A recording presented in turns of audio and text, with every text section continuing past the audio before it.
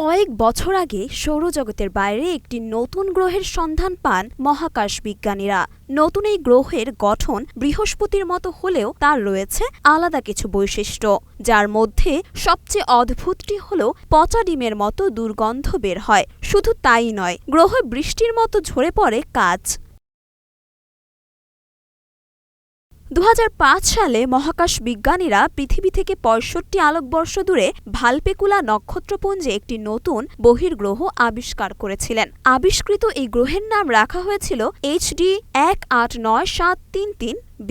বৃহস্পতি গ্রহের সঙ্গে মিল থাকার পাশাপাশি এই গ্রহের তাপমাত্রাও ছিল অনেক। বিজ্ঞানীদের দাবি, এই গ্রহের তাপমাত্রা ৯২৭ ডিগ্রি সেলসিয়াসের কাছাকাছি। একে তপ্ত বৃহস্পতি নামেও ডাকেন মহাকাশ বিজ্ঞানীরা। প্রতি ঘন্টায় ৫,০০০ মিটার বেগে হাওয়া বওয়ায় পাশাপাশি বৃষ্টির মতো কাচও ঝরে পড়ে এই গ্রহের মাটিতে। গ্রহ থেকে কেন বের হয় পচা ডিমের দুর্গন্ধ?